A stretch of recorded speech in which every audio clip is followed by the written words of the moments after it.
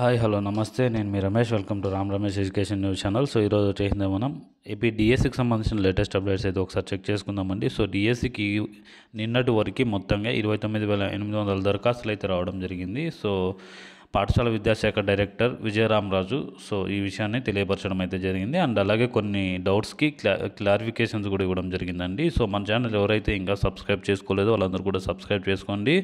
And అలాగే మీ ఫ్రెండ్స్కి కూడా షేర్ చేయండి. సో దాని ద్వారా నేను చెప్పే ఇన్ఫర్మేషన్ మీకు తొందరగా రీచ్ అవుతుందని ఆశిస్తున్నాను. సో డిఎస్సి 2025కి సంబంధించి ఇప్పటి వరకు 29,800 మంది దరఖాస్తులు అందినట్టు పాఠశాల విద్యాశాఖ డైరెక్టర్ విజయరామరాజు ఓ ప్రకటనలో తెలిపారు. ఓపెన్ అభ్యర్థులు ఆర్థికంగా వెనుకబడిన వర్గం ఈడబ్ల్యూఎస్ కేటగిరీ రిజర్వేషన్ వినియోగిస్తే ఈడబ్ల్యూఎస్ సర్టిఫికేట్ అప్లోడ్ చేయాలని సూచించారు. 5 ఏళ్ల ఓరియంటల్ కోర్స్ చదివిన విద్యార్థులకు ఇంటర్మీడియట్ ఉండదని, ఆయా విద్యార్థులు ఇంటర్మీడియట్ అర్హతతో నో అని నమోదు చేయాలని సూచించారు. రద్దు చేసిన డిఎస్సి 2024లో దరఖాస్తు చేసుకున్న అభ్యర్థులు తమ ఆధార్ నంబర్తోనే డిఎస్సి 2025 దరఖాస్తు నింపాలని, గతంలో కన్నా ఎక్కువ పోస్టులకు దరఖాస్తు చేసినప్పటికీ అదనపు ఫీజు చెల్లించాలని సూచించారు. స్పోర్ట్స్ కోటాయించిన పోస్టులలో స్పోర్ట్స్ అథారిటీ ఆఫ్ ఆంధ్రప్రదేశ్ నిబంధనల మేరకు నియామకాలు ఉంటాయని, దీంతో ఈ పోస్టులను డిఎస్సిలో చూపలేదన్నారు. అభ్యర్థి ఓపెన్ కేటగిరీ పోస్టు పరీక్ష రాయదలిస్తే అర్హతలను బట్టి ఆయా పోస్టులు దరఖాస్తు చేసుకోవాలని డైరెక్టర్ విజయరామరాజు సూచించారు. డిఎస్సి ఆన్లైన్ సమస్యలు పరిష్కరించండి.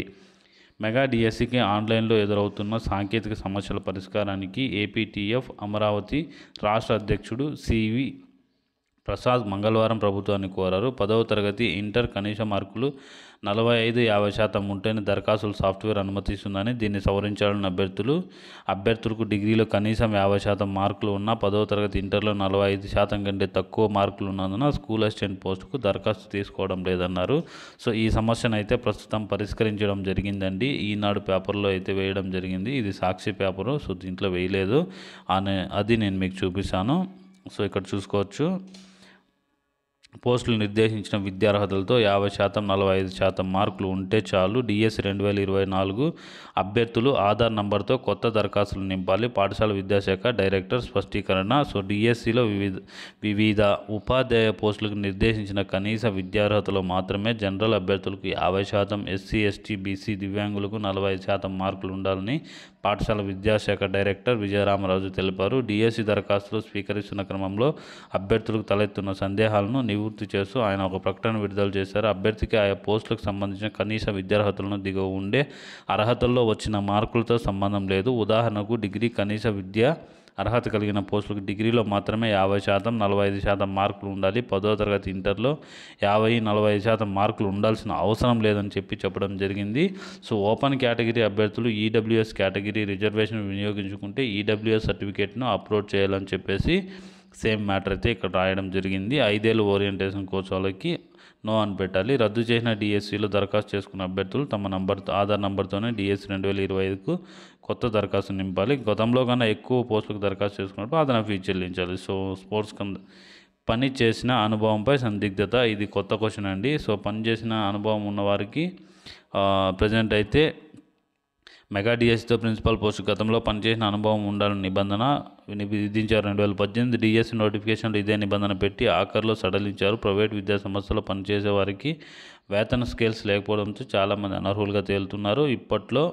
అప్పట్లో సడలింపునిచ్చారు. ప్రస్తుతం మెగా డిఎస్సిలోనూ అనుభవ వేతన పే స్కేల్స్ను పేర్కొన్నారు. ఈసారి ఖచ్చితంగా అమలు చేస్తారా లేదంటే చివరిలో సడలిస్తారన్న సందేహం అభ్యర్థుల్లో వ్యక్తమవుతుంది. 2018 డిఎస్సిలో చాలామంది అభ్యర్థులు అనుభవం వేతన పే స్కేల్ లేవనే కారణంతోనే ప్రిన్సిపల్ పోస్టులకు దరఖాస్తు చేయలేదు. డిఎస్సి పూర్తయిన ప్రైవేట్లో పనిచేసే అనుభవం సర్టిఫికేట్లు పెట్టి అభ్యర్థులకు వేతన పే స్కేల్స్ కోసం కొంత సడలింపునిచ్చారు. దీంతో దరఖాస్తులు చేయని అభ్యర్థులు అప్పట్లో విమర్శలు వ్యక్తం చేశారు. సో ఇది నెక్స్ట్ చూసుకున్నట్టయితే మనకి డిఎస్సికి 2024వ తేదీ నుంచి అంటే రేపటి నుంచి ఆన్లైన్ ఉచిత శిక్షణ అయితే ఇవ్వడం జరుగుతుందండి. సో ఎవరైనా బీసీ స్టడీ సర్కిల్ ద్వారా ఈ నెల 24 నుంచి రాష్ట్ర వ్యాప్తంగా ఆన్లైన్ ద్వారా ఉచిత డిఎస్సి శిక్షణ ఇస్తున్నామని చెప్పేసి బీసీ సంక్షేమ శాఖ మంత్రి సవితా గారు తెలిపారు.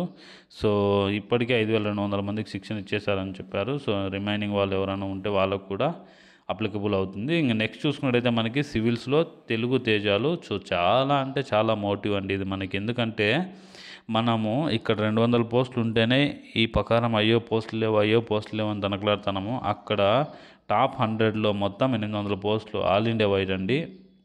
800 పోస్టులో మనోళ్ళు దాదాపు అంటే 57 మంది క్వాలిఫై అయ్యారంటే చాలా గర్వకారణంగా ఉంటుంది. సో 11వ ర్యాంక్ సాధించిన ఓరుగల్లు బిడ్డ సాయి శివాని శ్రీకాకుళం జిల్లావాసి బన్న వెంకటేష్ 15వ ర్యాంకు. తుది ఫలితాలను విడుదల చేసిన యూపీఎస్సీ 1129 పోస్టులకు గాను 1009 మంది ఎంపిక, 725 మంది పురుషులు, 284 మంది మహిళలు. తొలి ప్రయత్నంలోనే టాపర్గా యూపీ యువశక్తి. సో ఎప్పట్లాగే సివిల్స్ పరీక్షల్లో తెలుగువారు మరోసారి చెత్తా సాటారు. ఉభయ తెలుగు రాష్ట్రాలకు చెందిన 57 మంది అభ్యర్థులు ర్యాంకులు సాధించారు టాప్ 100 జాబితాలో.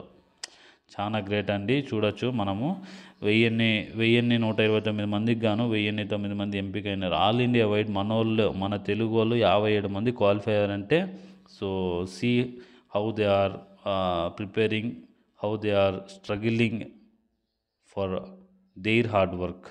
సో మనం దేన్ని గివ్ అప్ చేయకూడదు, కష్టపడుతూనే ఉండాలి. సో ప్రయత్నం చేస్తే మనకి రాందంటూ ఏది ఉండదు. ఇది నేను గట్టిగా నమ్ముతున్నా, మీరు కూడా నమ్మేటట్టయితే నమ్మండి. Thank you so much. Please like, share and do subscribe our YouTube channel. జై హింద్.